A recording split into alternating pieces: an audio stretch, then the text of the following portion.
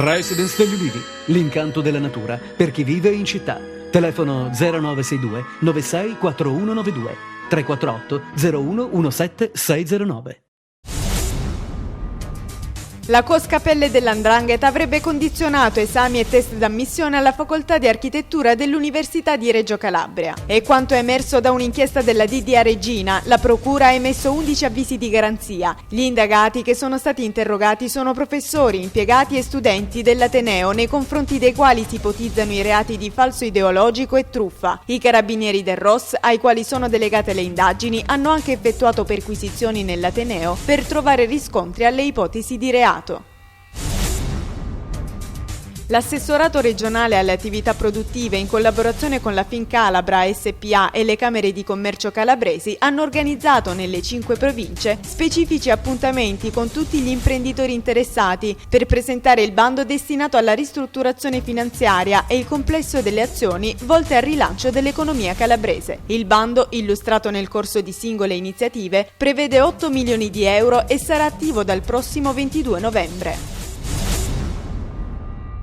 Il sindaco di Roma, Gianni Alemanno, è intervenuto nella mattinata di ieri a Reggio Calabria presso la sala Giuditta Levato del Consiglio regionale di Palazzo Campanella, al convegno Roma e la Calabria, insieme per la storia. Il sindaco della città capitolina ha dichiarato: la Calabria aveva un'immagine fortemente negativa prima dell'arrivo di Peppe Scopelliti, un'immagine che in poco tempo Scopelliti è riuscito a ribaltare. A conclusione del suo intervento, Gianni Alemanno ha rivolto un appello al governo affinché nel più breve tempo possibile lanci un grande programma di sviluppo per il Mezzogiorno.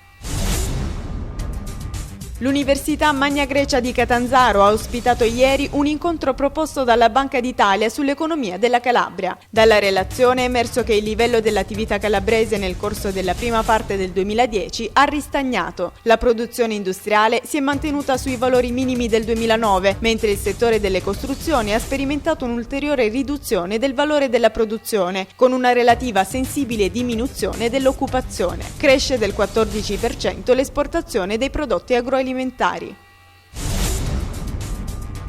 5 frondi, comune e Università Mediterranea, hanno presentato i nuovi servizi della segreteria studenti decentrata presso i locali della mediateca comunale del paese Reggino. Il comune, in seguito a quanto concordato in uno specifico protocollo di collaborazione, ha messo a disposizione locali ed attrezzature, predisponendo una diversa e più fruibile organizzazione della struttura per consentire un servizio efficiente all'elevato bacino di utenza della piana di Gioia Tauro. La maggiore disponibilità e qualità dei servizi offerti consentirà ad un numero maggiore di studenti di ridurre i disagi dovuti alla distanza dall'Università Regina.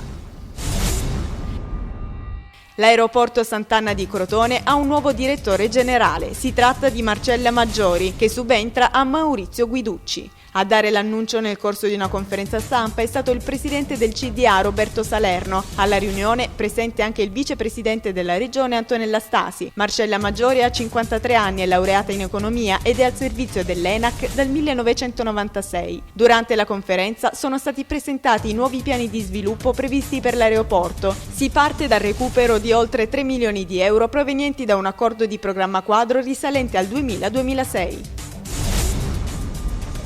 Partiranno 10 pullman da Crotone in occasione della manifestazione nazionale della CGIL a Roma del prossimo 27 novembre, dedicata al lavoro, ai diritti e alla contrattazione. I lavoratori crotonesi disoccupati ed in cassa integrazione prenderanno d'assalto la capitale. Alla conferenza di presentazione dell'iniziativa hanno partecipato il segretario provinciale della CGIL Antonio Spataro, il delegato all'organizzazione Raffaele Falbo e Mimmo Denaro, rappresentante della categoria scuole e università, che ha affermato che si sono persi tanti posti di lavoro tra insegnanti e personale ATA. La CGIL chiede di trovare un tavolo nazionale per risolvere la questione.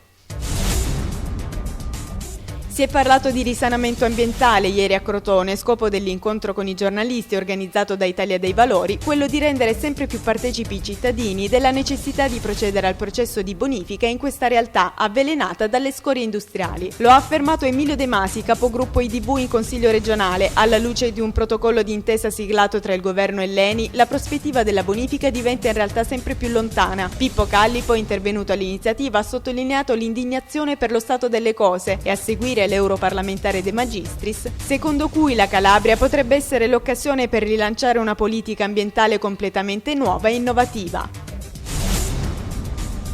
Comincia a prendere forma il progetto Scelgo per me sull'orientamento formativo promosso dall'amministrazione comunale di Cosenza per accompagnare gli studenti delle scuole a scegliere nella maniera più consapevole possibile il proprio percorso formativo per approdare preparati nel mondo del lavoro. Ieri l'avvio di un primo tavolo che diventerà permanente, attorno al quale si sono ritrovati per dare lo start all'iniziativa il sindaco, l'assessore Napoli, dirigenti scolastici e rappresentanti delle scuole. Presente anche Confindustria per mettere in relazione il mondo della scuola e quello dell'impresa.